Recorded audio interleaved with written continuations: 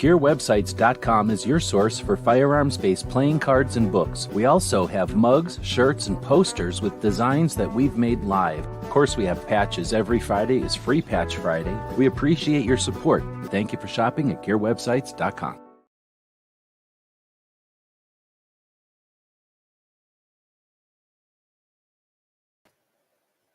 I think that sounded a very good intro. All right. Well, welcome everybody to our coaching show. One day we'll get an intro. I don't know if either one of us are ever going to work on that. If somebody wants to build an intro for our coaching show, feel free. But every Tuesday morning, CloverTech and I get together and we offer some instructions, some insights, some motivation, and some tips and tricks if we can help, if we can offer it on content creation. Started doing this, I don't know, about a year ago, let's say in the middle of 2022, helping answer some questions and get people motivated and ready for SHOT Show. And we just kept doing the show, even as SHOT Show approached and happened. And this right now we're in part 3 of a 6 or 7 part series. Talking about advanced content creation. So often these conversations about how to begin with the basics. So we're attempting to do an intermediate/advanced conversation. So I'll shut up, let CloverTech say hey, and then we'll get started. Hey, yeah, good to be here. Looking forward to this one. This is a topic that I think is on a lot of people's minds, regardless of whether they admit it or not. Well, when we're talking advanced, I don't think you can get to advanced unless you're somebody rich. And even the rich people we've known over the years worry about paying for their projects because you don't get rich by just throwing money away. So, yeah, if we're talking advanced intermediate, I don't think we have to be baby footing it around for all the people that aren't even playing the game for monetization, right? Like monetization is, well, let me ask this to get started. Is monetization a critical component of scale, of success? Yes. In content creation in 2023? In anything, yes. Well, I don't know about everything or anything, but yeah, I hear you. I think so. It's Certainly, hard to do. It's hard to do much of anything without money. Let's be well, you honest. can do some theoretical, some spiritual, some like mental, you can do things without money for sure and be successful at them. But yeah, to But do the can kind of you? stuff we're talking about it. Would you not Sure. have to have time off or time to go relax and If you don't have enjoy a lot and of needs, you can definitely tune out and do it. But yeah, you're right. It's maybe, yeah, it's not necessary. I'm getting into the theoreticals again, but right. no. So we're talking content creation, monetization. First off, we do this live. So anybody that's joining us live, feel free to be part of the conversation and ask questions, add your thoughts, your contributions to it. But okay, so we know that it's a necessity, or it's at least a component. Um, between 1 and 100%, you're going to spend 100% of your time on your content creation.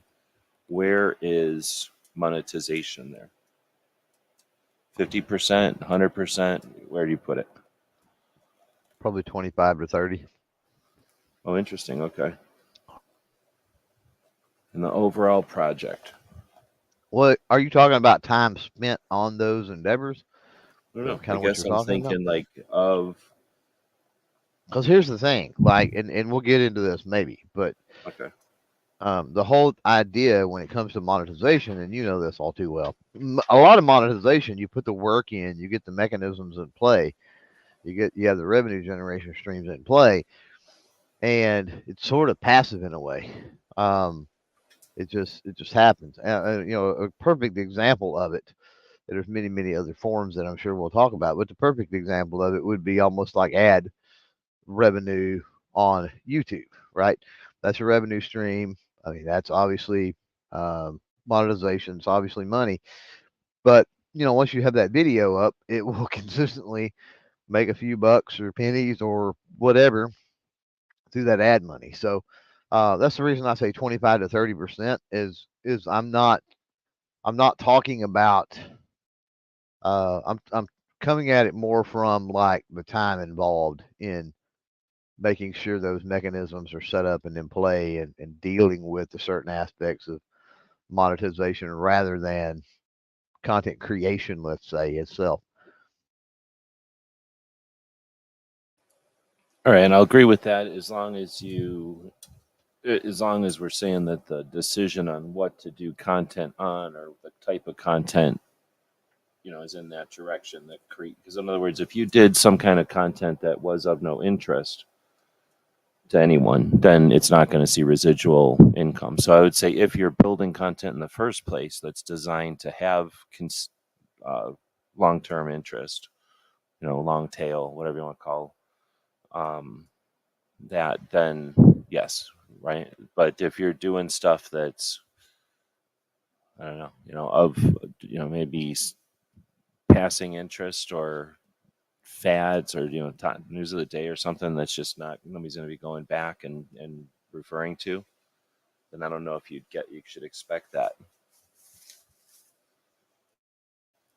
But I think if we're talking content creation in general and someone who's doing it full time, I think that you're going to spend more than 25%.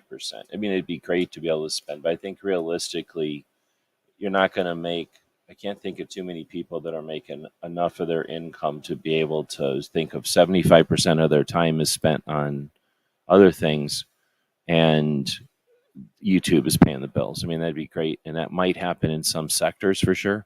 I just don't think of too many people in our realm doing that. So if it was, aside from the people who, again, are independently wealthy or have an angel investor that's just not too demanding and just offering them funding, I think you're going to be spending some amount of time seeking out and monitoring and find funding. And then when you have the funding, you're going to spend at least that much time still, even if you're not seeking it, you're going to be spending the time you were seeking it to monitor and, do whatever needs to be done to fulfill whatever kind of situation you got going. So I think it's going to be more like, realistically, I'm thinking more like 40, maybe not quite 50%, but I think more than 25.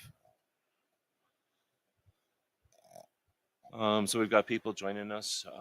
Gizzard was the first one out there. Ozzy, Brooke is joining us. Good morning. And MC. We're talking monetization, and people have different goals and different uh, ideas, I guess, about monetization. So feel free to bring uh, your questions for sure, but your input into this. I'm going to read what the robot came up with as far as topics for today. Monetization segment of this series: the pros and cons of different monetization strategies, ads, memberships, sponsored content, etc. Patreon and crowdfunding, how to set up a successful Patreon campaign, and then affiliate marketing for content creators, a how-to guide. So, which of those would you want to dig into if you had these three offered on a buffet? Which are you going to dig into first? Which three was it? Pros and cons of monetization strategies, Yeah. Patreon and crowdfunding, or affiliate marketing, Probably affiliate marketing out of or those three. or if you've got something else, like if there's some sous chef there and you want to recommend something else, what would you ask for? Yeah, I don't know. I mean, I tend to gravitate. I mean, we're talking about, intermediate advanced here. And so we need to, we probably need to hit on, I mean, we talked about YouTube and ad monetization on YouTube. Well, that's like a no brainer. That I wouldn't consider that intermediate or even advanced. It just That's happens like the when you create training wheels content. that get you Yeah. kind of started to get to real money. Crowdfunding with like memberships with like Patreon. Like for me, anything that there's an existing platform that you really have very little control over, to me is not an advanced or an intermediate strategy or an intermediate monetization revenue stream. To me, it falls more into those mechanisms that you put the work in, and again, using the context of YouTube ads, YouTube solicits the advertisers. They place the ads. They run the whole shebang. They just give you a cut, right? Um, for me, the more advanced is what are those things that the creator themselves are putting in the time and the effort in the work, but they're not giving away 20, 30, 40, 60% of the money that's coming into that. They get to keep the vast majority of it. And that would be on the sponsorship side, on the in-house advertising side. Um, what am I thinking? To an extent, affiliate stuff. To an extent, I mean, you do have control over uh, the links and the various methods in which you push those affiliate links and things. So just got a lot more control, I guess, with that. And so that's to me, I mean, being advanced, that's where I would more like to start is things that we can work on and we can do more rather than things that are out of our control. And right now, I think fan funding was a part of that. Right now, fan funding is absolutely in the toilet. And thank you, economy. I think is a lot of it. I completely understand. It definitely, I fan fund and support a lot of channels out there, and every time that hits those hit my bank account, I cringe a little bit, but I'm too stubborn to pull back on it because I understand how badly I need that funding from those folks that are loyal enough to stick around and fan fund, be that through Patreon or YouTube channel members or whatever. And I'm not going to be a hypocrite and pull mine from somebody else just because it's hurting so bad. Like it hasn't got to that point yet.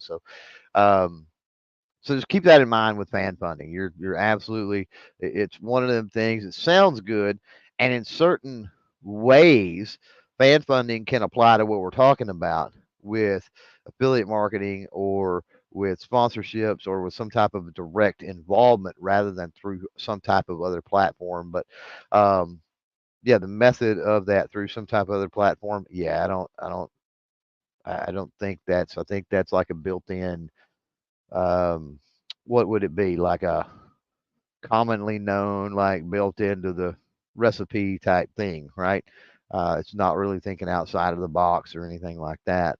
And a lot of people think it's actually bigger than it is. I'm sure there's some niches and some creators that are able to leverage it better than others, but at the end of the day, you can't get blood from a turnip. And with fan funding, unfortunately, um, you're dealing with individuals and their individual financial situations and other things, and so it's a very volatile thing, I guess, is what I'm getting at with that. So things that are more inside the realm of our control is what I would prefer to focus on.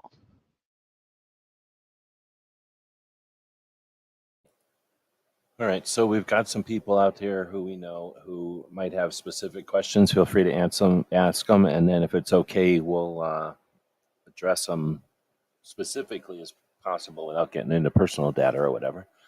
But if that's something that is of interest. Um, just wanted to say, I guess, that what you're talking about on as far as like the YouTube, and this can apply to other places. Facebook offers money for posting. Instagram will be, I think they'll still pay people for posting. TikTok pays you to post up there. YouTube has been one of the longer ones, one of the ones that's paid the most, the longest. In order, like Clover said when he broke it down, that YouTube is going out and is creating a system and then finding advertisers in one hand and content creators on the other hand, matching them up using their magic. And that's what their whole thing is really, is the matching things up. They do that with other asset facets of their Google. But when YouTube and specifically, they're finding advertisers, they're hooking us up, and they're taking a cut for that, which is fine because they're doing a lot of work there. Like Clover said, you can't. Also, the control they hold right over that. Well, that's what I was going to say. Is like Yeah. in our realm, it's not like we're really focusing on that too much. But if we were talking about typewriters or writing short fiction, or something else that YouTube wasn't against politically, then what we would do, and we could do it to some, like Clover said, to some extent here, maybe with camping or something, but stuff that's adjacent to shooting. But you can dance the way YouTube is looking for. So if YouTube is looking for long-term videos that are horizontal, focused on, I don't know, something like, the Coca-Cola Pepsi debate, because that's what, they're making a bunch of money on Coca-Cola, then, you do that dance, you do whatever they're looking for, and you have the potential to make a lot of money. We don't get that option so much over here in our gun realm, but like say, if you went to camping at the right time of year, yeah, you'd probably do real well, but you'd have to create content that's focused on that and not necessarily your content, not necessarily content that is to your goal or your objective, or if you have an audience, what they're looking for. So, when you'd have to adjust your audience, and so in other words, you'd adjust your own content um, topics in order to chase that. So that is possible, but when we're talking intermediate, that's why we disregard those. We're talking about those as they're nice if they work, but you don't want to necessarily chase them, and that's why I tried to explain there, because you have to chase them in order for those to work. So if you want to do what you want to do, there's more lucrative things. It just takes a bit to get to them or whatever. But since we're talking Patreon and crowdfunding, we did get Brooke had said Patreon. Let's talk. Patreon has connotation only because we'll get into that, I guess, or if you want, or if we've done this enough times. But Patreon has a lot of people. Let's see, I'm going to go find it on Wikipedia next time Clover's talking, but they're a huge platform that deals with a lot of money and a relatively small number of content creators. When you compare it to YouTube or Facebook or Instagram or any other giant platforms, very few of them are even using content. What do you call that? Crowdfunding or sponsored support. And the ones that are, they're not all using Patreon, and the ones that aren't all using it well. So there's just not that many people in the grand scheme of things using Patreon, and there's a lot of people using it to fund, using it to subscribe to things that they appreciate, using it to fund the things that they value. And like I said, I'll go look up the actual numbers, but it's quite massive. There are other platforms out there for people that don't like the Patreon one. But when we're talking about this section, we're talking crowdfunding. We're talking, what are they called? Patreon. A way for people to subscribe to your content, a subscription service. Mhm. Because the other ones that I'm thinking of, I think that's the only thing you would call them, is a way to support or to fund an ongoing project, as opposed to a Kickstarter or a um, Indiegogo or a GoFundMe, which are project based. They have a goal in mind, and once they reach that goal, sometimes they can go over, but they reach that goal and they're satisfied. Patreon and Subscribestar and Ko-fi and some of the others, those are the ones I use. There's a bunch of them out there at this point. Allow people to subscribe on an ongoing basis, right?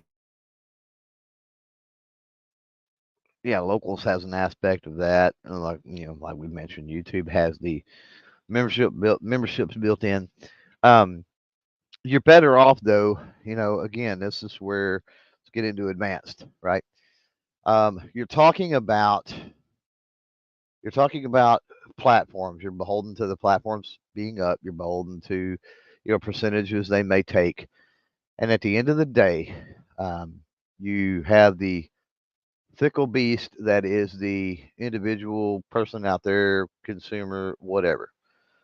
So you're going to have people that come in, and you're going to have people that come in. They're going to come and go, right?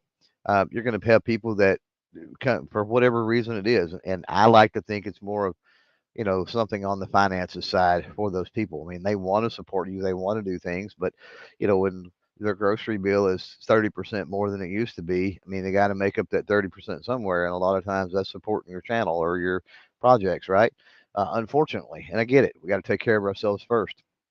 Um, so with that in mind, knowing that is a part of the landscape when it comes to fan funding, then why would you not set up some type of your own subscription system, right? We are talking advanced and intermediate here.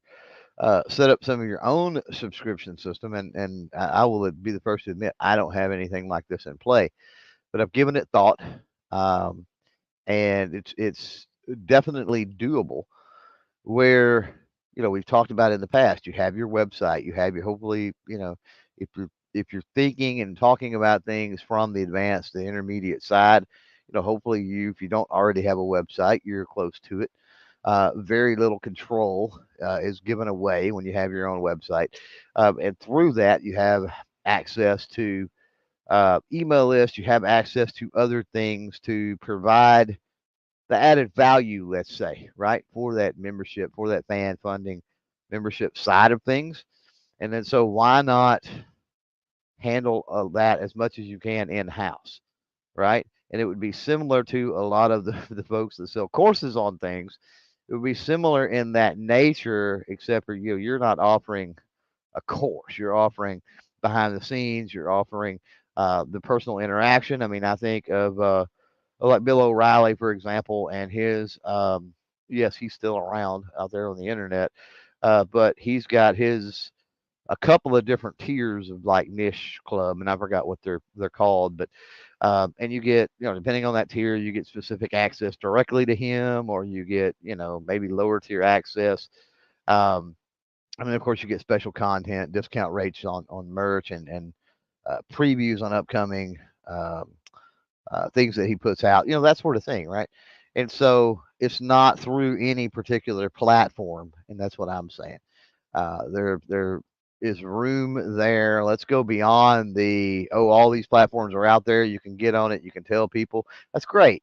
But when you're telling people and they keep bailing and they keep bailing, maybe the ones that are super loyal, that are through, uh, economic, through financial woes, bad times, which I think we're in one again, whatever, are still there. They're still, maybe let's say they're still your YouTube member or they're still your Patreon patron, even right now, when in the last year or two, um, you've lost 50, 75% of that membership just simply because of there's no other explanation really other um, than those money factors.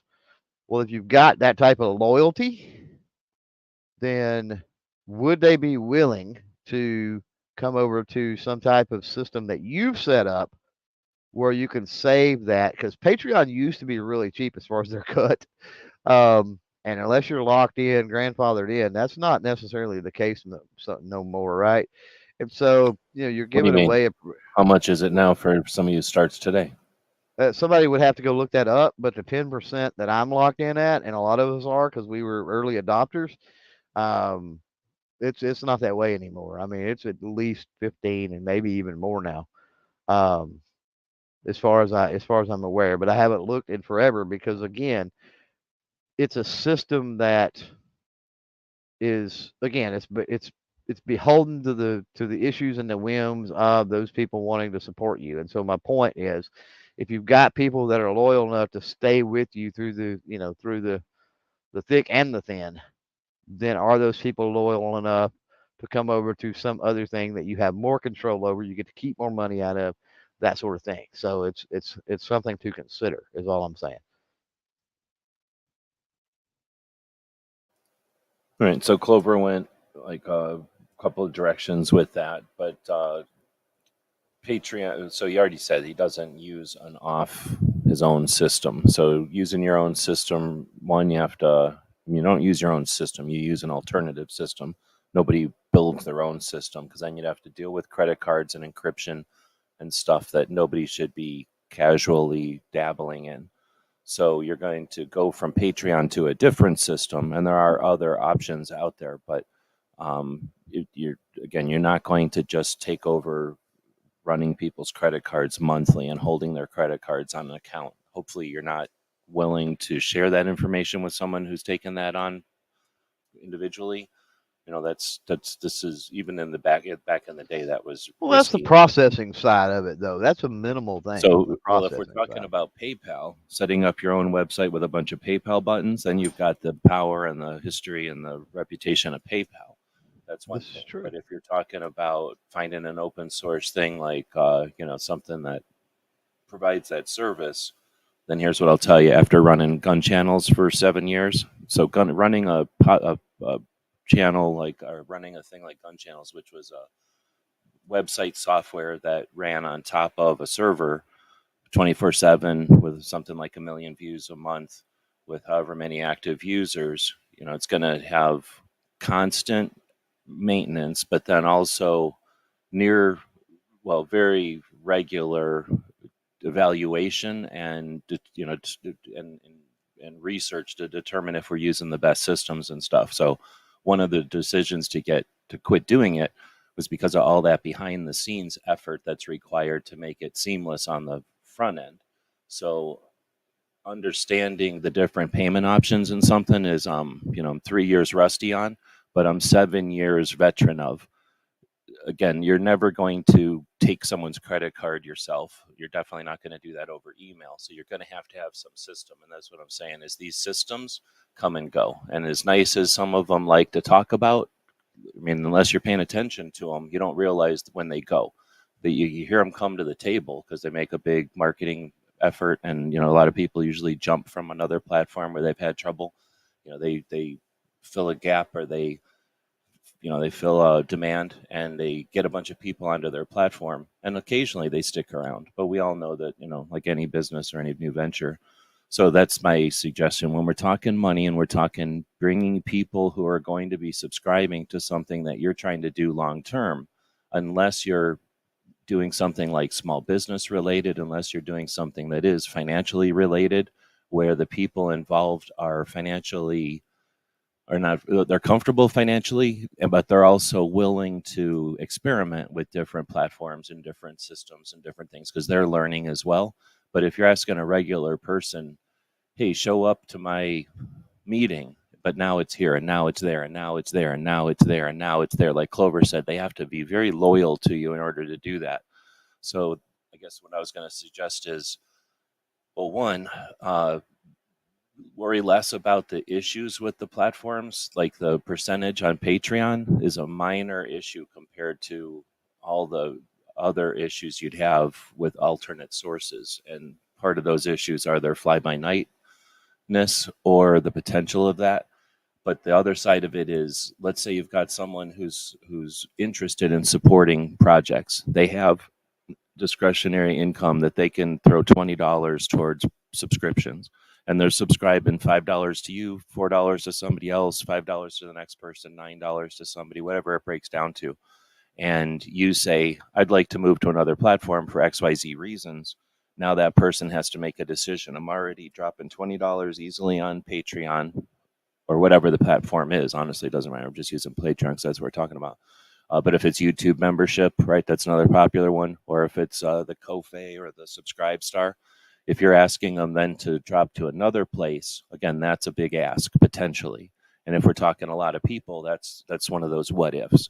So I think there's some advantage to sticking with things like Patreon and the YouTube membership, even though they take a cut. And they know that, and that's why they take a cut, because they offer the group, whatever you want to call it. Like there's so many people using their system that you've got that potential that if somebody's already here and they see the benefit of subscribing to Brooke and to Ghost, then they may want to, since it's so easy and you're right here anyway, subscribe to Clover as well, or the GunTube Academy or something like that. So I don't want to look at the negative sides of them only, and I definitely want to talk about the negative sides of the smaller platforms, especially an intermediate size thing. Now, if you're large and you've got the glue or whatever, that stickiness where people are going to follow you to places, you're doing something that needs to happen, and people are willing to go out of their way or do whatever is necessary to make sure that funding happens, then you can do whatever you want. But when we're talking intermediate, I think, and this isn't like the only way to go, but I'd say a factor is ease of funding versus we're talking about how much time you're going to spend on funding, 25% of your time. Well, if that funding place that you're on gives you a better cut, but only 25% of the people follow you over, or even if only 75% follow you over, now you have to spend a portion of your time crowdfunding essentially to get people on board to make up that 25% and hopefully more even, right? But I don't know. I've been checking for a bit, so I don't know if Clover's got anything on there, or if Patreon, or Brooke only said Patreon, so if she's got something more specific, question wise, or if anybody else has come up with something here, feel free. No, I'm good. I know Ozzy had made a comment out there about being a terrible businessman, and I think that's a point to bring up just real quick. Which one? Is Ozzy out there somewhere? Let me see if I can find it. I did tag That's it, one. but yeah, it's irrelevant. I mean, he was just other than getting it on the screen, but um, I think that that's a step that everybody's going to have to take, and that's why we're talking at intermediate to advanced here. Is you're going to have to start approaching things from a more business minded um, perspective, um, whatever that might be, whether that's managing money or being able to budget things out, or since we're talking about monetization, sponsorships, and selling your own ad space and some things like that that we haven't talked about yet are in play. And with that, you have to learn to write proposals and wheel and deal with things like that, put certain media packages together for those things. And all of that is business related. So there may be, and I don't know if there's necessarily room to add anything to this particular series or not, but um, you know, uh, things that people need to be thinking about from that business side, and in that being in that business mindset, right? And there are great channels, there's great resources out there, for that type of thing. And my number one suggestion would be to start dabbling into, put aside some of the latest, pistol newest pistol release videos maybe, and watch some type of thing on running a business, and find some top 10 or top 5 things to pay attention to in business or something of that nature. And since we're talking about monetization and business has come up, thanks for that, Ozzy, by the way. Not really a whole lot we can discuss here because neither one of us are CPAs or financial advisors or anything like that, and certain uh, tax codes from state to federal level and whatever are different all across the country. Uh, but just throwing it out there, make sure as we're talking about monetization here, that you're paying attention. You have enough business savvy to understand that the more money you make, the more that tax man's going to smack you upside the head come first of the year. So uh, be aware that's a thing, and whether you have somebody that is in the financial sector as far as taxes, the CPA that can help you, or you have to seek that kind of thing out. Give some advice on that beforehand, depending on the what you're doing, the projects that you have, as well as the monetization mechanisms that you have into play, so that you know all the ins and outs. What kind of things can you write off? Like, is this a good idea? Does this idea make sense from a tax standpoint, or you're going to have more liability there than you're going to end up making in the long term. Just be real quick. Wanted to mention that because of what Ozzy threw out there. Oh, that's a great point. And if we're talking advanced level, you're either doing this as your business or you don't want it to interfere with your business for sure, but it's probably costing you some time and money. So you definitely want to consider your tax situation and and get a accountant that's there are content creator accountants out there now who focus on this stuff as opposed to somebody who's winging it. So I want to stick with Patreon though, or at least I'm using Patreon again as a fill in the blank for the idea that you have an audience and that there's ways for that audience to subscribe to what you're doing. So find the platform that's comfortable for you. I really do encourage you to use the largest ones, Patreon or Subscribestar or YouTube, or I guess Facebook probably has something I'm just not familiar with. But those you're going to have the best potential for the size of audience, and you're going to get the least trepidation. Is that the right word? Like more people are going to be more comfortable, even if they don't like it. They're going to be more comfortable using something that's solid than something that you have more control of. Again, once I understand what Clover's saying, I'm just really, really gun shy of recommending anyone pursue, especially as part of your business plan. Once you're up and rolling and you've got multiple crew people and you can set someone who's competent to that task, and you've got people who can definitely jump on any kind of nefarious stuff that's happening, unintended, just snafu stuff, because that will happen, unintentional, just weird stuff will happen. And when you're talking money, you can really dissuade people from being a part of your project by being weird with their money. So there's a fee that you pay for the big systems, but for intermediate size, again, not when you're huge, but intermediate size, I'm saying, because we're talking about Patreon here, but we're also about to talk about you want multiple streams. So Patreon and YouTube membership essentially take it off the table for you. You can say, head over. There's a million people explaining it. Lots of people are already comfortable with it. You can essentially wipe your hands. You're done. Like Clover said, if you want to get to that 25% of your time spent on this, Yeah. why spend time researching and monitoring your own system at this point? So I'll quit harping on that. Patreon, there's different ways to use it. People use it to write books in every chapter. People get what am I trying to say? Subscribe to each chapter, $5 every time a chapter comes out. So that writer knows that every time they put out a new chapter, they've got an income source and they can start to rely on that, and they can start to write on a regular basis, or maybe start a second book or something. There's people that do it per podcast. I know very few people do that. Most people do it monthly, but there's different creative ways people use Patreon. And what that creates, what that fosters is a user group on platform that is a user group on Patreon on that platform that are understanding of the different ways people use it and actively participating in that. So think about, I'm a big fan of growing mushrooms.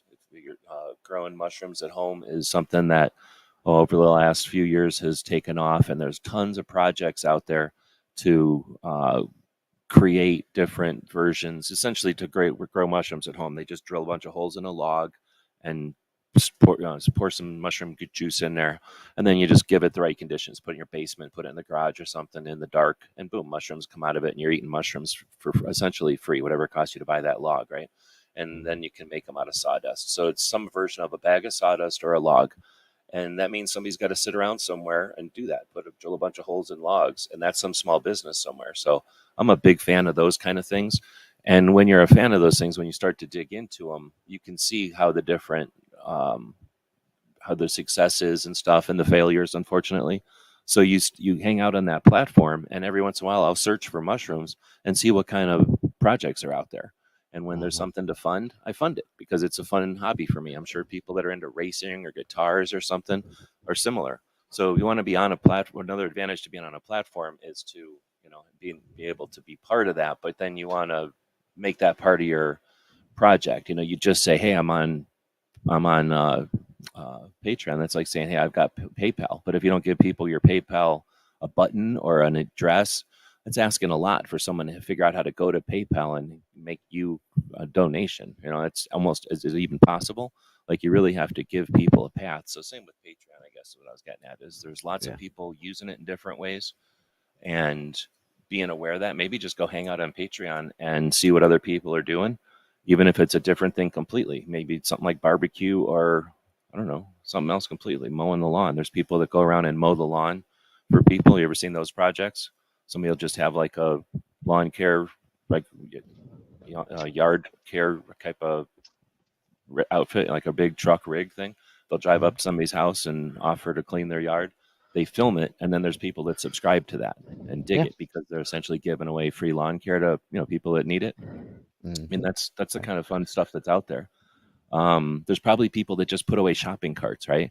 And people are paying them $1 or $2 a month just to watch them do it and have fun. So part of it is that. I did look it up on Patreon. It's been a while since I did this. The last time I looked it up was probably the 2017 numbers, where they had 50,000 active creators, 1 million monthly Patreons, and $150 million. So that's $10 million a year being passed between Patreons, people who want to support, and those 50,000 creators. So something like, what do we say, $10 million going to 50,000 creators. The ratio there was insane years ago, right? Well, what's the ratio now? In 2022, Patreon announced that they have more than 250,000 creators. So that's gone up by 5 times. So there's 250,000 creators on Patreon now, but there are 8 million Patreons. So the one side has gone up by 5. The Patreon side, the supporters, have gone up by 8. And they're in 200 countries. It doesn't say the money, but unless the money went down. We assume it's some number bigger than a $10 You million got to think a it. month going out.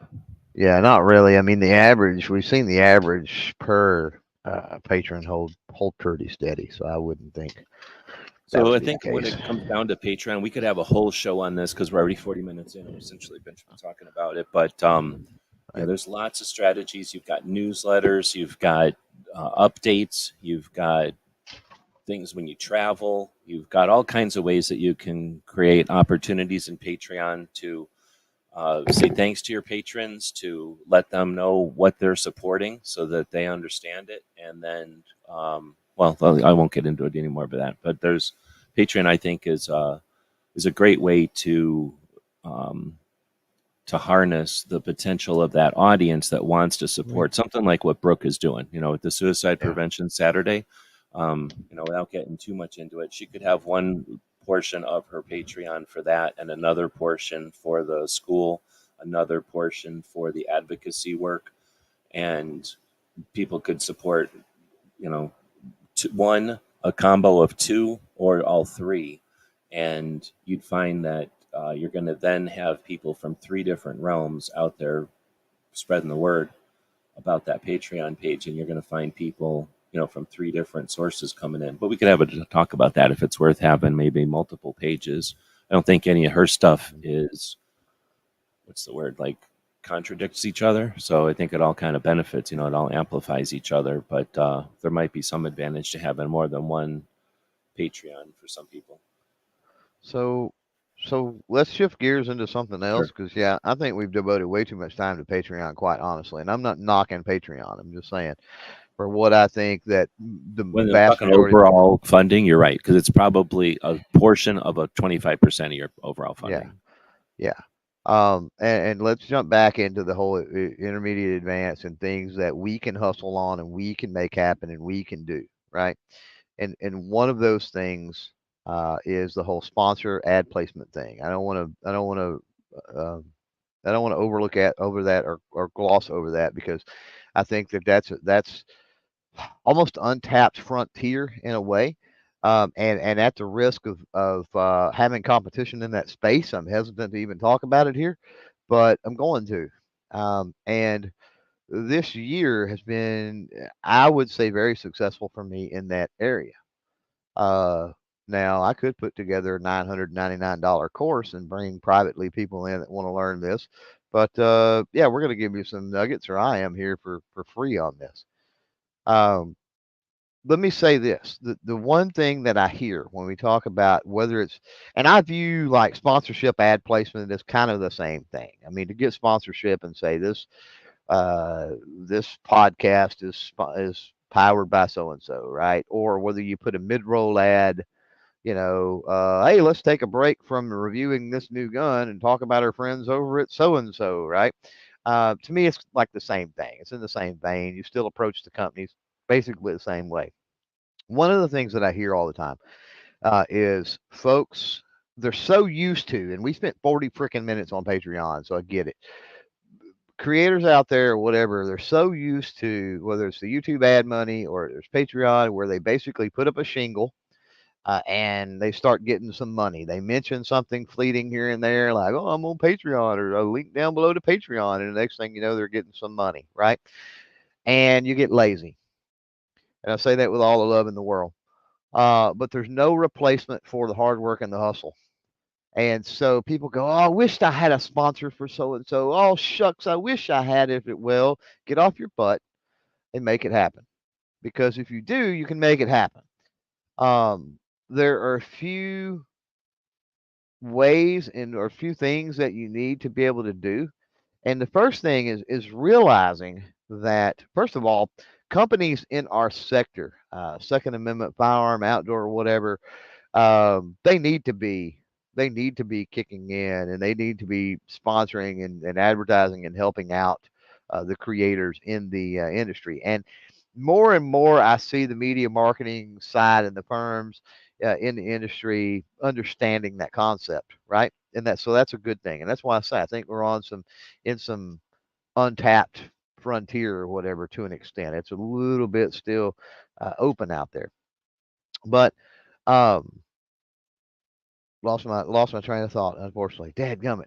So the the thing is, you've got to, the number one thing is realizing that these companies have obscene, it's the word I'm going to use, and she knows what I'm talking about. Obscene amounts of money, like things you getting $5 a month from some dude on Patreon, right? Great, wonderful. These companies have 5 figures, 6 figures a month they're spending on their advertising budgets. Obscene amounts of money. So there's money out there. That's not a problem. Is the money there? The answer is yes. Um, the issue that most have, and again, it gets into people being able to sit down and being able to put in the work. Those companies are not going to just, some companies might. You might walk up, and I'm going to use Brooke as an example out there, right? Because I think she's a great example in doing good things. Brooke could walk up and Brooke could go, "Hey, I'm Brooke Cheney. This is my, thing, and I'm educating, people, and I'm all about the mental health, and need help with my project, and blah blah blah." And is she going to find a company that goes, "Oh, wow, that sounds really really awesome. Um, what do you need from us?" Well, need some money. Oh, well, let's break out the checkbook. Sign, sign, sign. Here you go. Yeah, that can happen. We've seen that happen, but everything is business related, and it's going to be a trade off, right? It's going to be a this for that. Um, you know, the pleasure of them supporting a great organization, that's a component. But at the end of the day, they're going to question, like, what are we getting, right? People are selfish, and that goes partly into the fan funding side of things a little bit too. But at the end of the day, it's a human nature thing, and it's especially true in business when they're watching the bottom line. So what I'm saying is, tons of money's out there. Instead of, "Oh shucks, I wished I could get," put some things together, put some packages together of what you can offer them for their money to support your projects.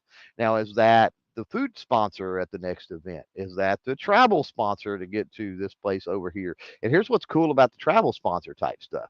You do some type of travel sponsor thing, you make an event, you make more contacts, you cut more advertising and sponsorship deals. So you just got paid by a company to go somewhere and get more money from other companies. Like, so how freaking awesome is that, right? The problem is, like I said, it takes time to sit down and figure this out. Like, what type of content am I making, right? There's no reason that, again, gonna pick on Brooke, gonna use her as an example.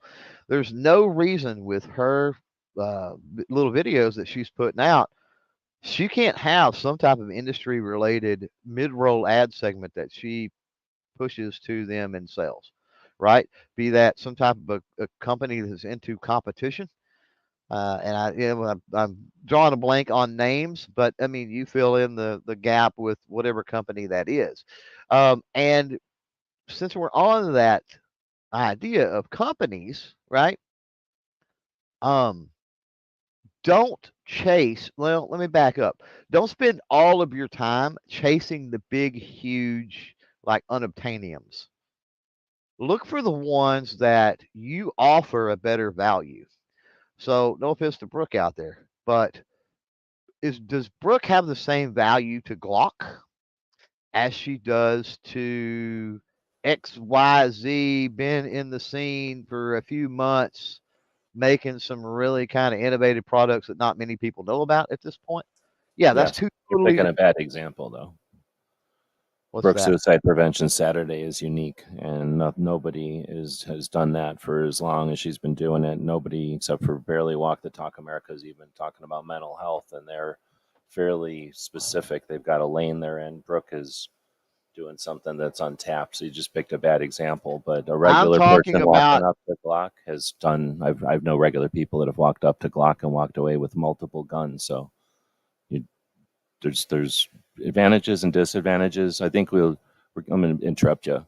Um, I like I know where you're going, but well, I'm not uh, talking about guns. I'm talking about cutting checks.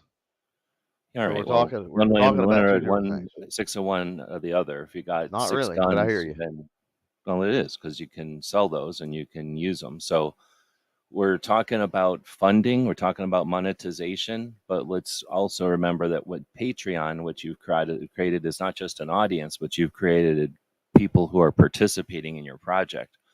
When you have a sponsor, you're getting paid by them, yes, but you have them on your jersey. You've got them on board. They're giving you credibility, right? It's a two-way thing. So you get to then uh, work with them, right? You've got opportunity there, It's a relationship, and right? that's where I was So going to go with this too. Is it only takes a few and it snowballs, right? It's like the dating scene, so to speak, right? You get these sponsors that come on, and they don't even have to be big ones, but you get other companies that start to see, and especially if you're pitching to them, right? But they start to see, oh wait, hold on a minute, like this person comes in, I don't really know this person, but oh my God, for like 2 years now, they've had look at all these, they've got 12. They go at, they look at your content, whatever, right? And they go, oh my God, they've got like 10 freaking companies over the last couple of years that have, bought right, mid-roll ads, that have sponsored, that is, wow, if these other companies are doing it, right? So you look more attractive to them, right? It's like if every week, whatever, you go out and you've got a different high value man on your arm, right? Or something. And it's like, whoa, wow, that chick can get all kinds of, she can get any guy she wants. Like, and so it creates that, I don't know, what is the word? Like, well, I'm going to say reputation because I the don't think that appeal. you're Yeah. looking at this 100% because there's also the reputation of, wow, this guy can't keep a sponsor. So I know a couple of people who are in the industry that This is have true. horrible reputations This is and true. they're around because of these cycles. We don't have, not everyone sticks around. Gun owners that stick around aren't paying attention, and the gun owners that pay attention leave.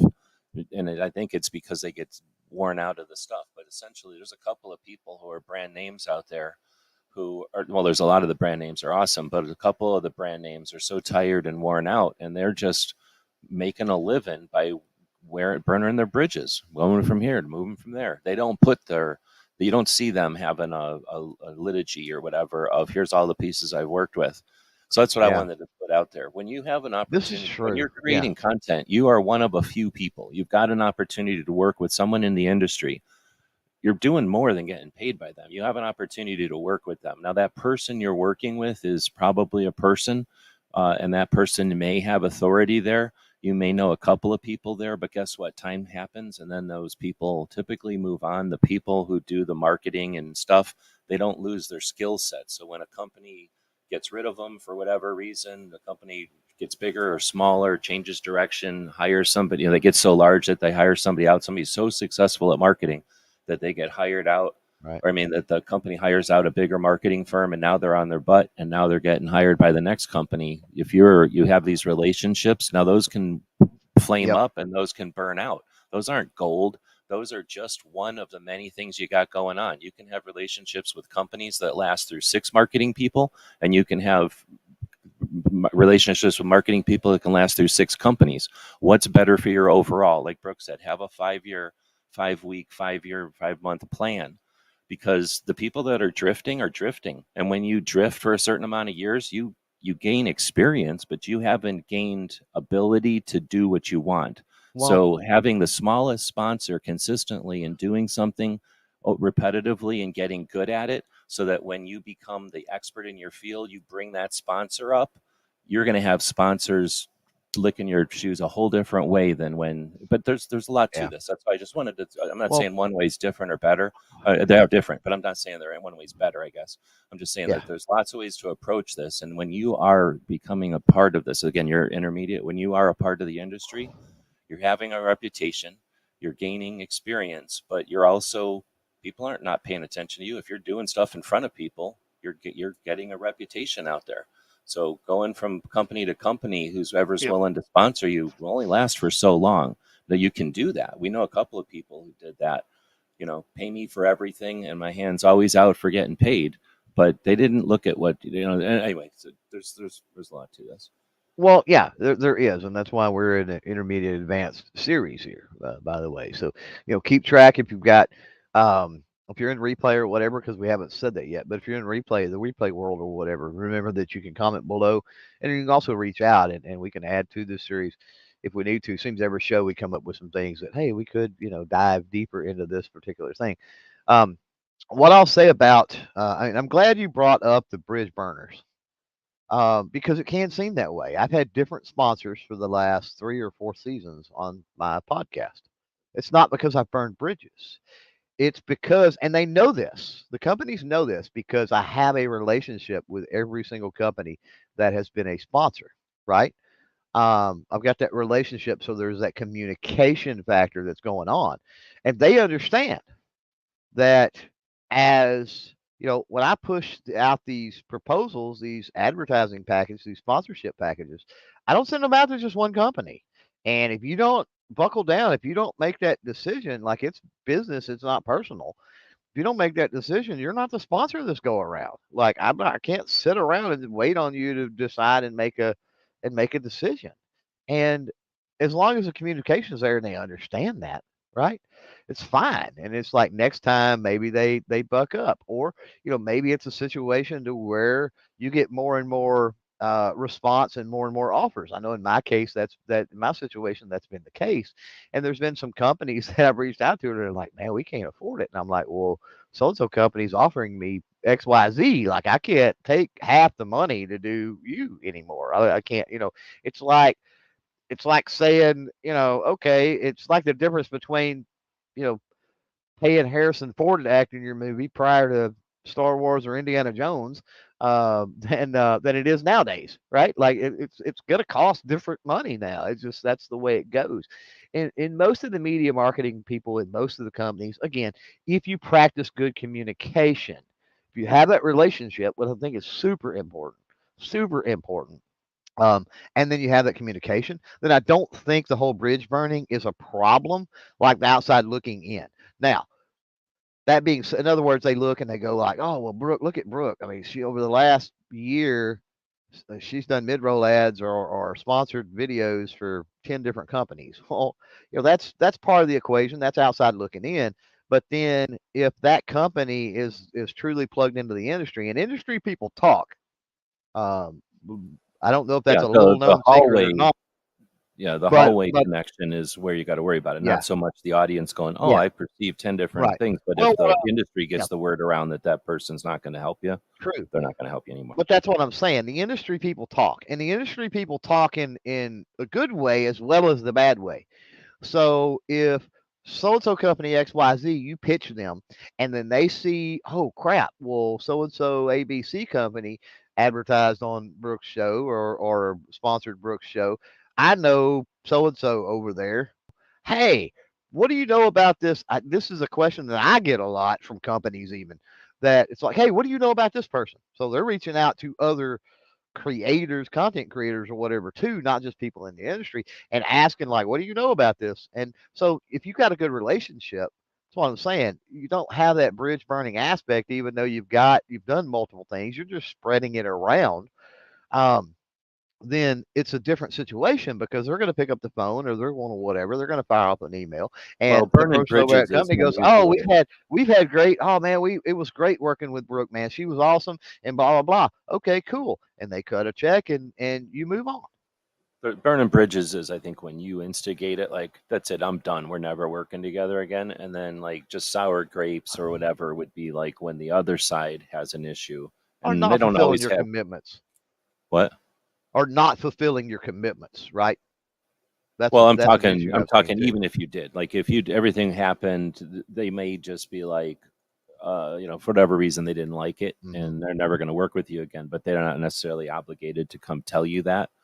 Yeah. That's all I guess I'm getting at, is like, that's the one factor that you don't get. Like, you can know when you end it, burning Hmm. bridges, but I don't know if, I'm just saying, on the other side of that is when they decide to end it and they're never going to work with you again.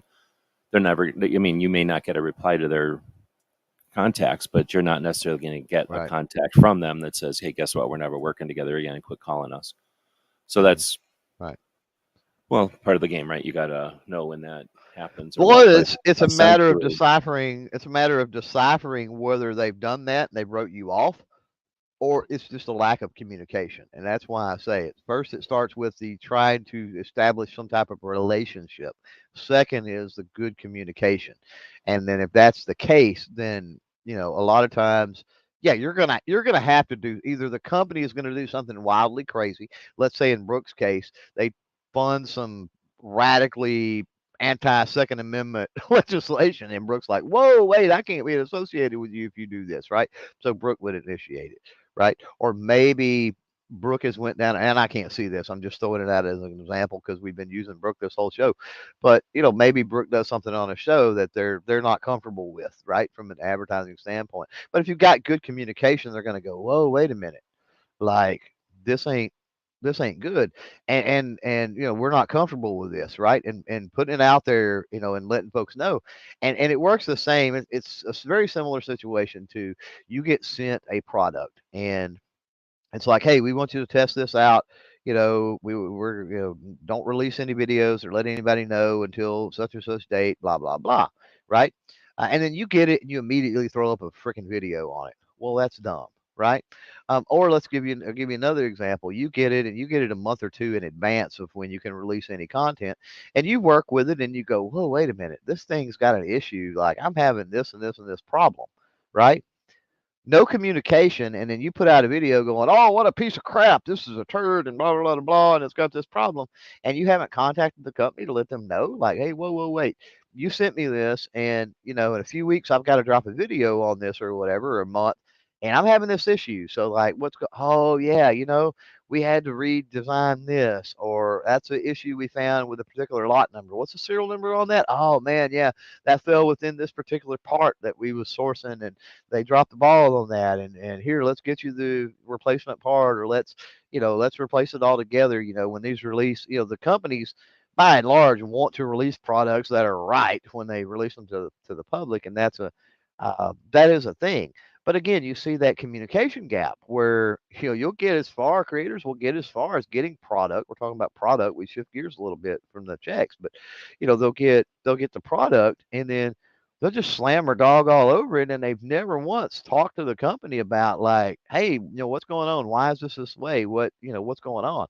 And you may be the only person that's having that issue, so there may be something you're doing wrong, even. That's entirely possible, or something you have done. Um, so just keep that in mind, that communication, man, I can't stress communication enough. I see such a lack of communication, and I think that can add to the burned bridges uh, area of kind of what we've been talking about. So I was going to say to the when you kind of started that one, that another way to prevent that or eliminate that, hopefully from even being an issue, would be having a conflict of what you did versus what they expected. Is having a good set of expectations. We're going to talk about a media kit here in a second. So uh, having already literally written out, communicated what you're planning to do, and what their obligation, what their funding, and what their what their contribution is, and what their role in it is, and then create a way of contacting, so that they don't feel, if there is an issue, that they don't understand how to deal with that, how to react, how to contact you, or how to deal, how to whatever might happen. So, the other thing is, if you're not doing political stuff, it's probably not going to happen. It's usually what we're both kind of thinking about with there is something political or something to get said in a live thing, and somebody might have objections. So you can pretty much see what other people have done in that realm and just write some clauses in there, hey, maybe a 3 strikes and we're out, or, so that, hey, you can tell us when we're over the line 3 times before there's really anything, something you can come up with if you're concerned about that.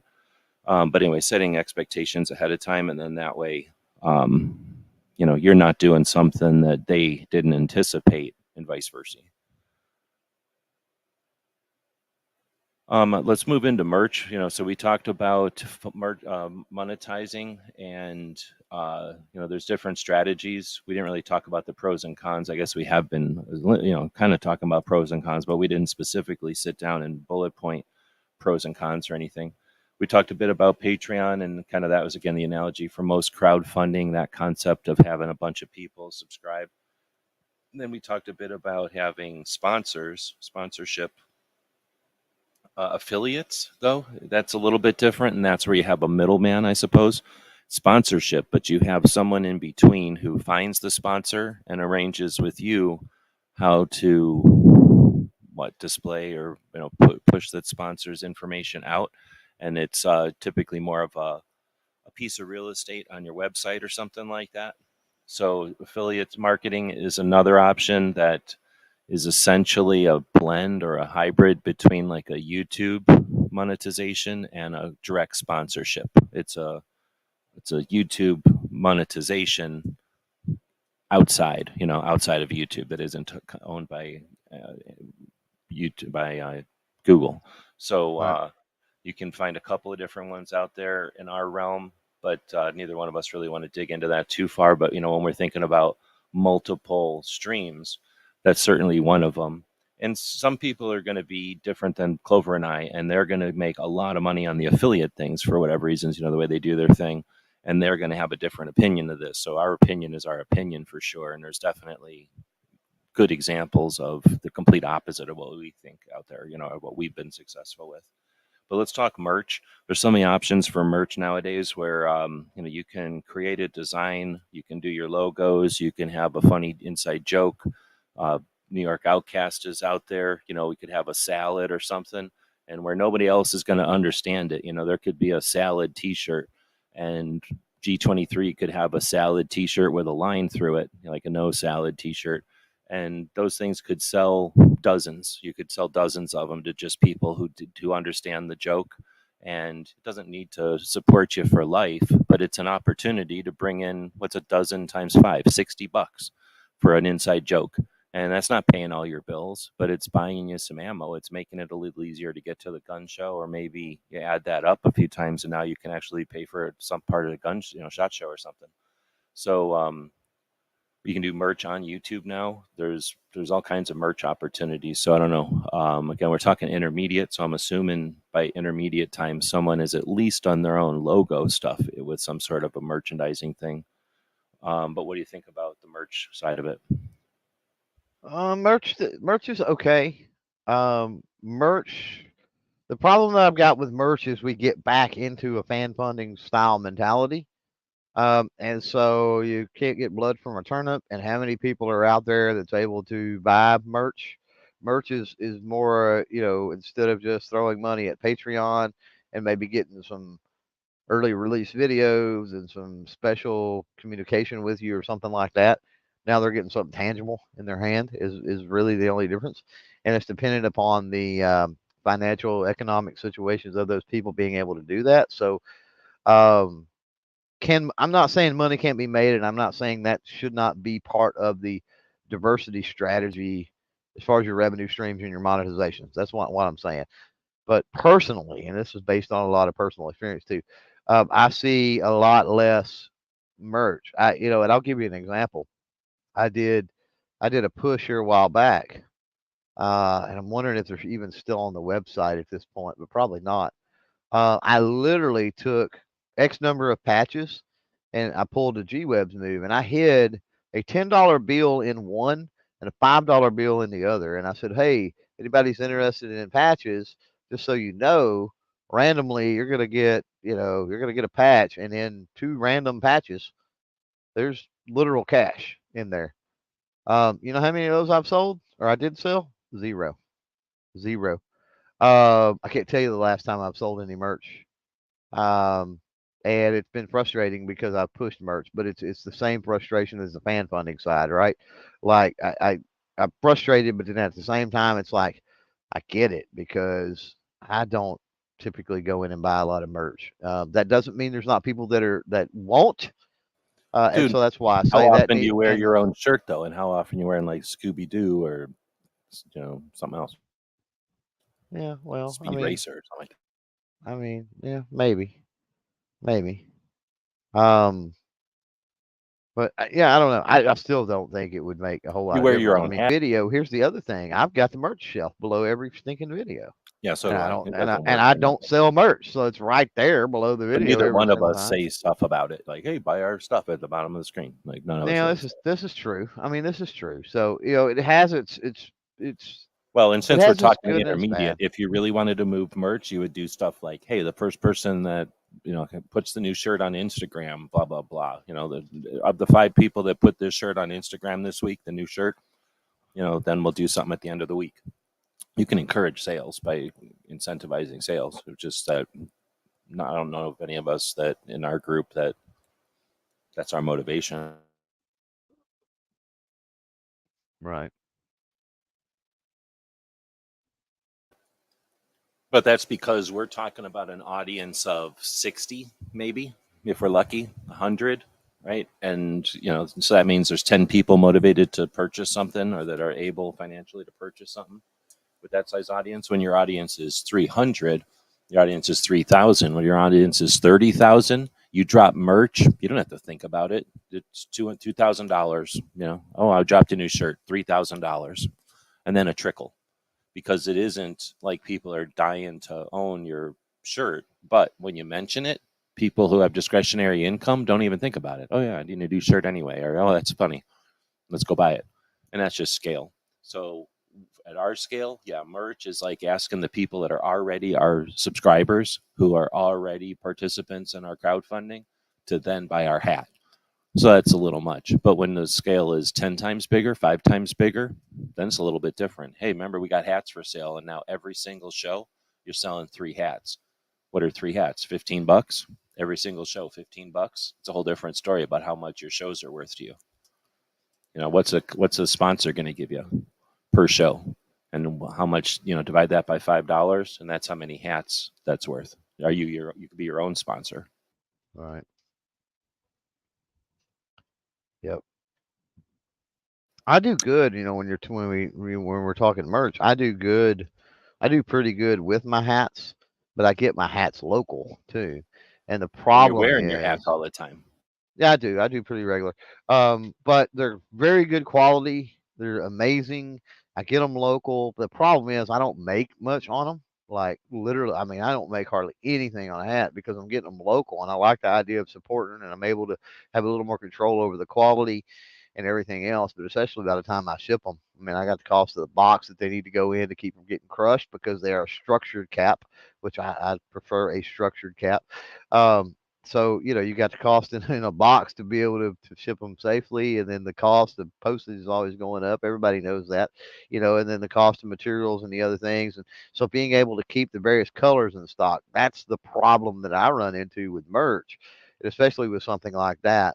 Um, is the quality control, and then let's say your various SKUs or variants, right, is a problem because I'll take and I'll say, oh man, like I ran out of the green ones really quick, and I've got to get them like 12 at a time.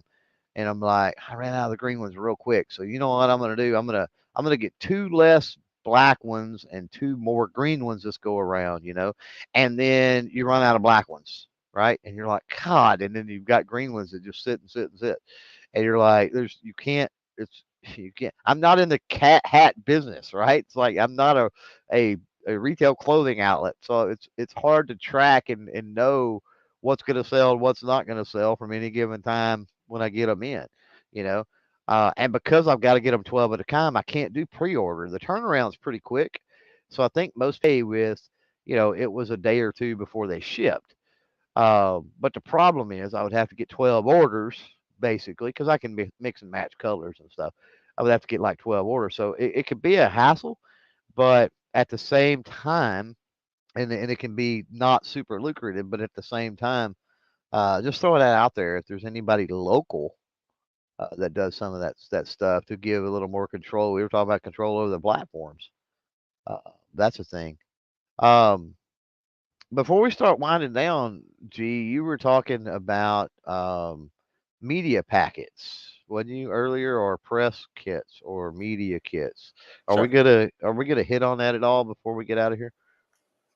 Yeah, I mean, I don't know how many people are going to jump in after the show and how big a hurry you're in, but Well, I'm yeah, sure that's a there's a pretty lot. big chunk. It's a pretty big chunk of monetization. You can't. I think who said it? somebody said it earlier. Was it Brooke? If you don't ask, the answer is always no. So if you just want people, if you expect people to come up and drop money on your lap, that's pretty big expectation since that's not the norm. So, that's not the way things work normally. So, you in capitalism and in the industry, you need to do something and then let people know what you're doing and maybe what you're gonna do. Once you've done something to show that you can do stuff, you're allowed to talk about what you'd like to do, and then you can write that down, give it an elevator speech, essentially something you can hand people that's better than a business card and less than a booklet, and be able to walk away and be able to offer that at an event or over a phone call, right? Like if you happen to meet somebody in that kind of situation, that's essentially what we're talking about, right? Yeah, more or less. I mean, it talked a little bit when I was talking about the sponsor and the advertisers, in-house advertising stuff earlier. I don't have a media kit per se. I mean, I've got a media kit, but my media kit is more for I've already secured something more than anything. So that contains FFL information, that contains some demographic data, that contains IDs, that contains what I do, contains some tax information, information related to my media business, that sort of stuff, right?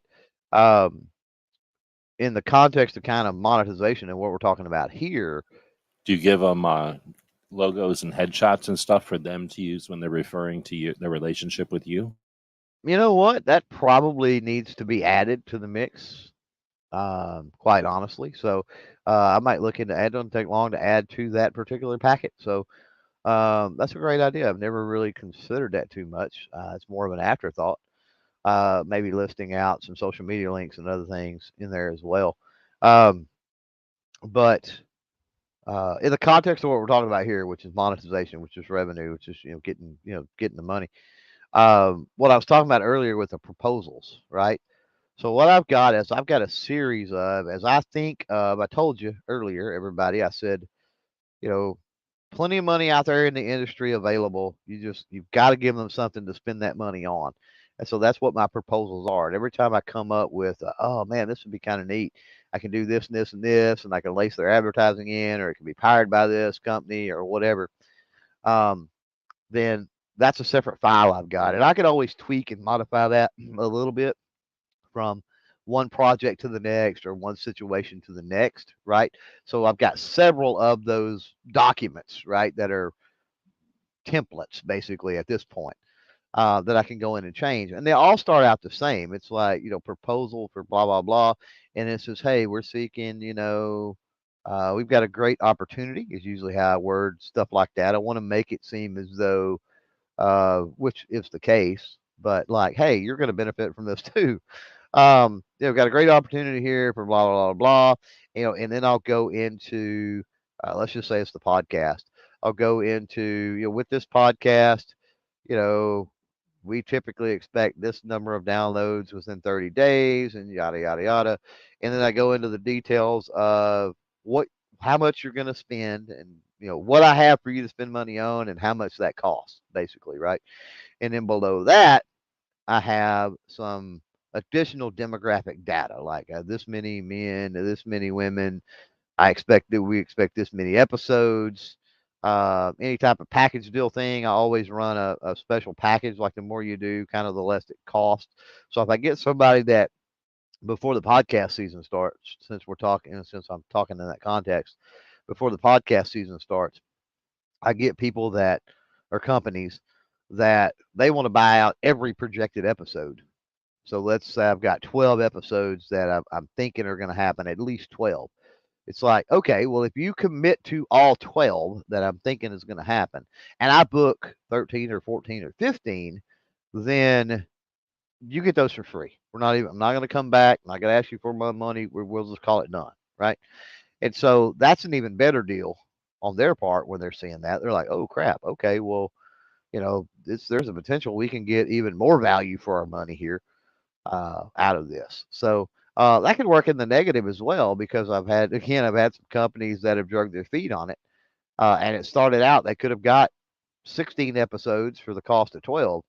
And because they drug their feet on it, as I booked more episodes and reached new people, I raised the catch-all threshold on that. Like, there's no sense in me giving, I will honor my word to anybody I sent that to previously, but some new company or whatever, like, yeah. And so, they really miss out in that instance. So, but yeah, that's a difference between a media packet, I guess, and then your proposals. And I see in what we're talking about here with monetization, I see those proposals, which do incorporate and contain elements of a media packet. I see those proposals being more important.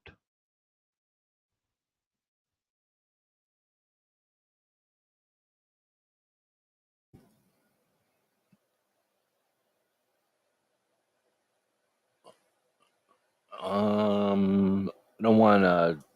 I don't have much to add to that. We're about getting towards the end. Let's. I think another thing to bring up, if it's unless you wanted to keep going with that, like I said, I don't really want to necessarily object anything, or I would just be repeating if I said it again. We can But grab the a couple of, well, some comments. But I was just going to say the yeah. last thing, or another thing, maybe not the last thing, but another thing that we haven't hit yet is along the same lines that people aren't just walking up to drop money in your lap unless you put out a sign that says I need money, and then guess what, people drop money in your lap sometimes, right? So it's the same kind of thing. If you want to have sponsors on your podcast, then it's probably a good idea to every once in a while say we have sponsor spots available and here's what you get for it. If you know somebody that's interested, let them know. um, we have audiences, and those audiences either are businesses or work with businesses and stuff, so or have conversations Oh, with oh people. snap. So yeah, one thing let me point out real quick. Sure. Um, there are companies that have in-house media marketing people, and there's companies that farm that out to media marketing firms.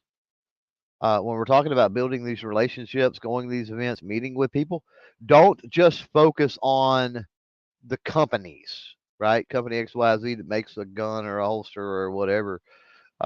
Seek out and understand some of the media marketing firm, who they are, that um, that because here's why, and look for those folks and talk with those folks and start to build a relationship with those folks at some of these shows and different events, or whether you cold call or reach out email or whatever. And here's the reason: is you've got multiple companies under their umbrella. So you can reach out to them and let them know a lot of times, hey, I've got this opportunity going on for, sponsorship or whatever. And then they can forward that out, blast that out to the 10, 12, 20 companies that they deal with. And so it's kind of uh, sometimes that can be an easier way to handle it rather than sending things out 20 different, emails or proposals to 20 different companies, and it coming from their marketing firm can hold a little more weight as well, because they're already paying that marketing firm and making money. I mean, paying that marketing firm, and that marketing firm's goal obviously is to get them more exposure and this, that, and the other, and they know that, and so um, yeah, I'd say they can hold a little more weight, and it's one of them things where it alleviates a little bit of the groundwork that you got to do, and that's not always the case. Doesn't always work out, but you know, just something to keep in mind is all I'm saying. And then I'll just mention that if you've got merch, especially if you're in a situation like Clover where he's buying it instead of doing merch on demand or print on demand, then take some of that extra with you when you get in an agreement with somebody and shake hands, hand off some of that merch, and then they've got something to point at, something to remember you by, and it's just always cool to get a little something. So it's one of the reasons we get merch is to spread the word. So don't forget about your sponsors when you're spreading the word. Handing them a stack of stickers is different than Stickers, just taking a patches, check. those types of things. Yeah, yeah, totally. I've done that many multiple times, and usually they enjoy that. I will say one time I'm waiting. I gotta get a hold of this guy to show eventually. I don't know if they'll be at TriggerCon or not, but shot next year. He's gonna get an earful for sure. But I stood there and we had a conversation, and I gave him literally the patch off my badge holder because I didn't have any more. And I said, look, he's like, "Oh, I really like to have that." Man, that's my last one. And I'm like, okay. here's the deal. We even shook on it. I said, here's the deal. I said, I will take this off my badge holder and I will give it to you, but we have to shake hands right now, and you guarantee me that your media marketing person, because they weren't there at that particular show, is going to reach out and contact me, blah blah blah. And anyway, we shook on it, and nothing ever happened. And so I'll never forget that, because it was a very specific agreement for a piece of my merch. And I'm like, dude, come on, man, come on. But you got to think that, especially when you hit these people up at these shows, just keep in mind that they're meeting with tons and tons and tons of people. So, making yourself stand out and be unique so that they remember you. And sometimes that could be handing off merch. Sometimes that could be the way you're dressed. Sometimes that could be just notes and things that you make on your business card. We hadn't talked about that because we haven't really talked about working shows, but I'm sure we will as we move forward and talk about SHOT Show 24. But making little notes on your business card, and that's why having some white area, some clean area in your business cards, and carrying a Sharpie or something around can be beneficial. Is, you have a conversation and then you write something as you hand off your business card to that person.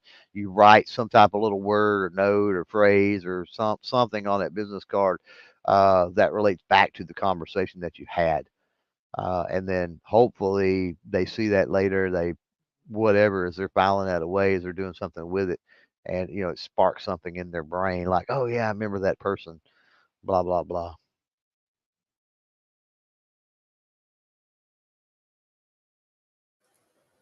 Let's see. So we have a couple of more starred ones here.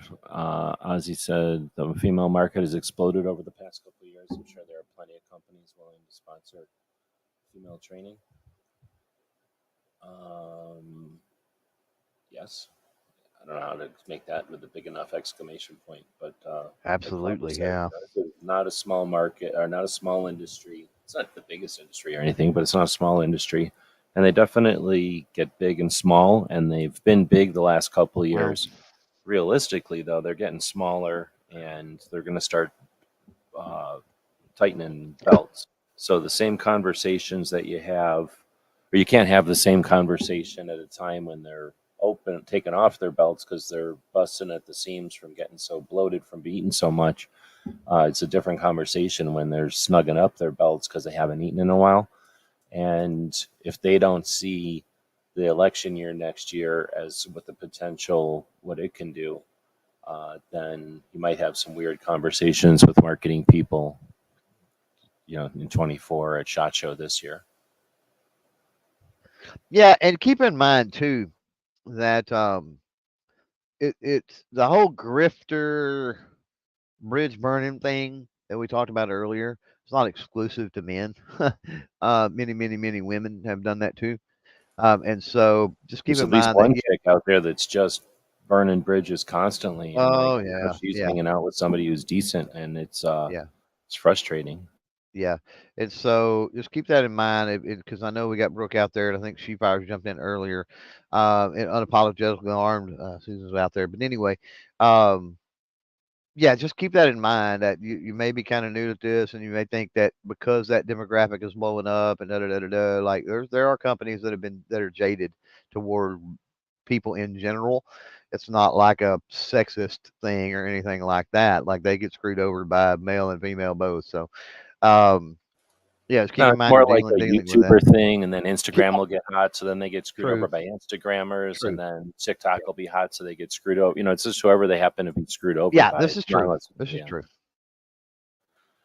But that's not all like it is. And then we're, I guess, just to kind of go back, there's the marketing people who, depending on the size of the company, they point at one person. That's the person that does it all. Sometimes Hmm. it's a group of people, depending on the size of the company. It can be a department. In Right. any of those circumstances, people switch out or change, even if it's like the son-in-law or something. Like there's often changes there. Not always, but the rule is most of them change. Yes, period. That's the rule. Most of them change. Occasionally, you can think of exceptions to that rule, but so nothing you've got is permanent, and no company is doing the same all the time. So, what was booming, what one point is going to be a non conversation for 2 years, and then they've already had that conversation with you years ago. So, or they're working with you years ago. So now you can. So there's nothing that's consistent, and I don't want to say there's no rules, but there's also it's ever changing, right? So okay, it didn't work that time we worked together on Instagram or for your one project, but now you're doing this other project, or now I'm real hot on TikTok, or I'm real hot on some other platform. I've been doing this other project for a while, and now I could now that and I know what you do, and I know that what we did before didn't work, but this will work. There's you got those potentials too. So there's a lot of stuff going on. It kind of depends on the person, I suppose. So this is kind of difficult doing a general conversation to the intermediate, because typically by intermediate you've specialized or you've gone in a direction, and that's where maybe it's if you've gone live, for example, doing live shows, it's a different conversation than someone who's doing podcasts, and that's a different conversation than someone who's got a blog. But anybody who's at an advanced level, all of those types of content are monetizable. Actually, is there anything that isn't monetizable? Well, not really, if you think about it. No, you can Not really. monetize monetizing. Yep. It's everything's monetized. Courses, right? Courses. My $999 Oh course, shit! for I didn't even think example. about. I was thinking about just Uh, monetize, but you can I monetize will the teach act you. of monetizing or how to monetize. Right. Yeah, I will actually, if teach you how. anybody wants to pay for this, you can go back and pay for this if you Yeah. want, and then you'd be paying us for this. Oh, all they got to do is drop a $999 super chat right now, and we'll bring them into the after chat, and we'll teach them everything they need to know about how to make money, Literally, and it'd be literally good. Yeah. 900 hours worth of everything. Oh yeah. Pretty good, I guess. That's good Palate too. cleanser, as you would say, or way to wind down with Mike here. Is it easier to give away merch than selling it? Well, of course, it's easier to give away anything. Should you? I think is the better question, and the answer to that is everybody teach their own. I know Rob out there had a pretty good take on things, and I'll get to that here in a second. But uh, my standpoint is I give away merch occasionally. I'll do some type of little, hey, anybody want to free this or that or the other, and comment or do this, some type of engagement or a weird thing, and I'll send something out, right? But those are kind of few and far between. For the most part, yeah, you're gonna have to get on clovertech.com. You're gonna have to go to the store. You're gonna have to buy it. If one of the reasons is some of my stuff is print on demand, meaning I don't have it in hand to send it to you. So it's going to cost me to buy it to try to send it to you anyway. I've got to buy it, get it here, whatever. Um, so that doesn't work out logistically very well. But the stuff I do have here and on hand, I tend to, reserve that for people that make shows. So it's pretty much known that, hey, I'm traveling, I'm going here, I'm going there, I'm doing this, right? And so if you make that trip, if you show up, odds are I probably have a patch, I have a sticker, I have something around, and you'll be able to get that without paying for it. Why? Because you paid to go to a stinking event, so at least you got something right for that. And there's a lot of I think creators and stuff out there that they do things in a similar way as far as that. Now, as far as giveaways in general, Rob was talking about the whole idea of giving away stuff and subscribers, dropping like flies. Yeah, if you're gonna do a giveaway, just do some random stuff. Don't do like we're gonna promote this for a month and then we're gonna, do a big thing and whatever. Um, I'm not gonna say don't do that. I'm gonna say if you do it, um, don't do it with the intention of you're going to gain a bunch of subscribers. Do it as I'm doing this as a thank you for the people that are already subscribed, and then you're not going to be disappointed. You're going to have fun. You're going to give some stuff away.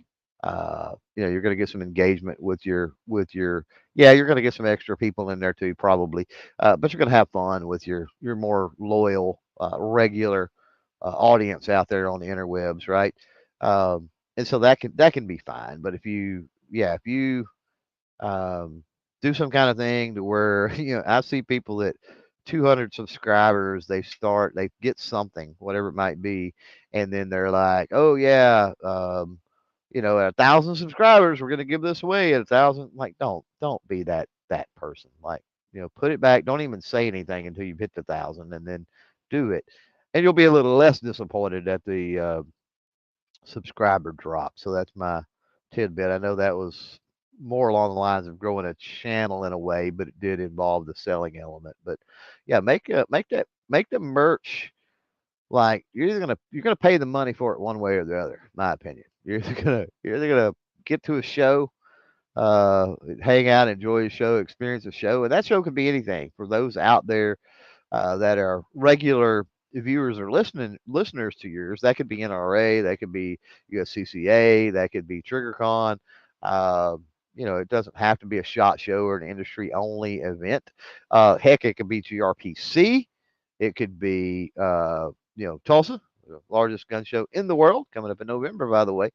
Could be various events and things that folks just make it out, show up, you know, and hopefully they enjoy the event and everything else, and the merch they get from you is just icing on the cake, so to speak. But I've also sold merch at especially in Tulsa at the show there. I've had folks come up and insist on paying for whatever it might be.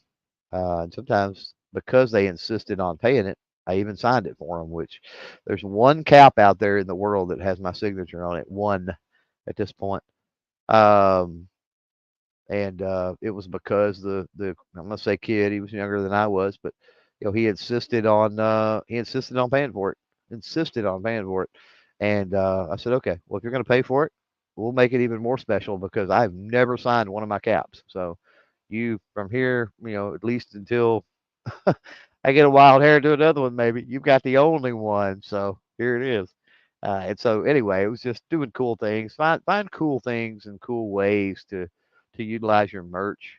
Selling is certainly part of it, uh, but find it where it's more of like an engagement type thing than it is like any type of a reward system. I think is better. Well, I was just going to say, if you're handing out free soup on the corner, how many, are you going to find more millionaires in that line or more uh, vagrants in that line? So if you're going to give a bunch of stuff away, essentially what Clover said there is you're going to get a bunch of stuff, right? A bunch of people who show up that want something for nothing. And there's enough people out there doing that as a business strategy. Do a bunch of that giveaway stuff, get a big audience.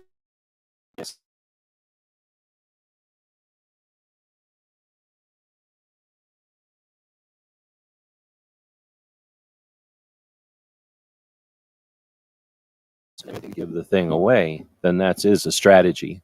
But if you're attempting to make a difference, if you're attempting to create a reputation that person, so that they, uh, I don't know, listen, but if they watch your stuff because they're interested in what you're talking about or whatever, then giveaway audiences are game show audiences. Game show audiences are different than the people that watch the news, and those people are different than the people who watch crime and mystery shows, right? And those people are different than the people that are watching, I don't know, a documentary, right? So whatever your subject is, then do you need people around who are watching a game show?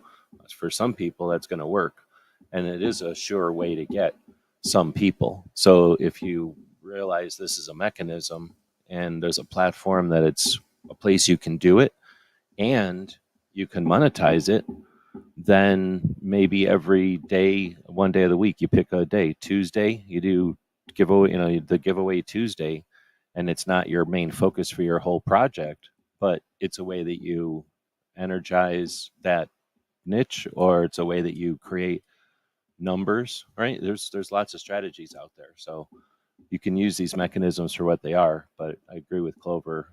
I think the main sediment. Oh, do you hear that?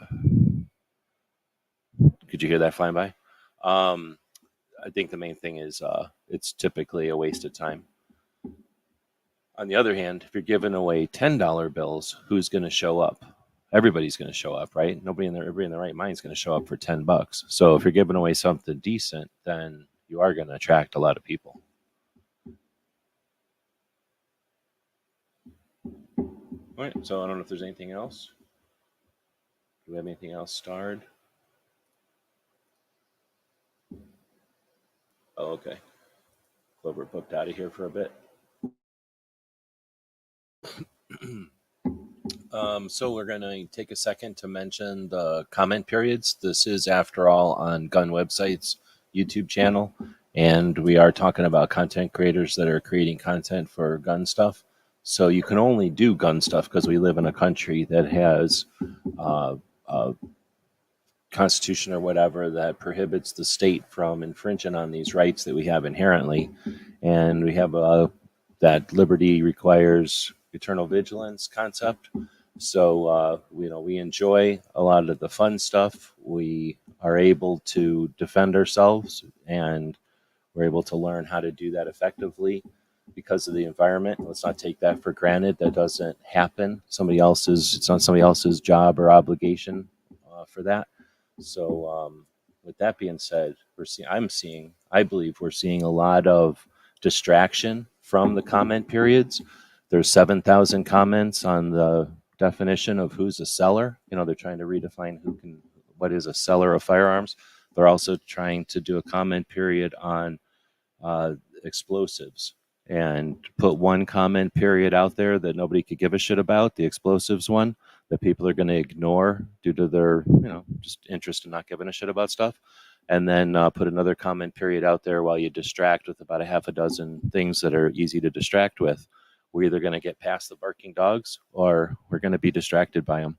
So let's just remember that there's a comment period out there. We have voices in our comments and in our choice of content, and I encourage people to participate in the areas that we have in our system to participate in. People that do nothing and then complain that nothing happens are frustrating.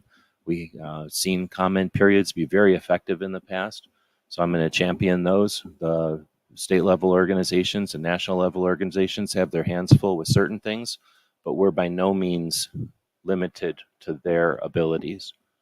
All right, with that being said, I appreciate everybody who joins us to learn more about content creation. Clover and I are both available for independent consulting if you'd like. Essentially, you can pay us or you can ask for it for free. We'll help you out either way.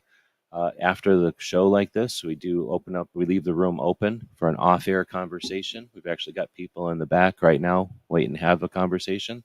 We usually chat for an hour or so, maybe sometimes longer, depending on the day. So if you'd like to be part of that, let us know. Contact us on the Instagrams or someplace. But otherwise, thanks everybody for joining us. I'll put a commercial up here for our store, which is one of the ways that I monetize. Feel free to grab stuff from there. It helps out our projects. We do have a Patreon, so people that subscribe to our projects make it possible for us to spend time on our projects like this and keep our websites and our servers going.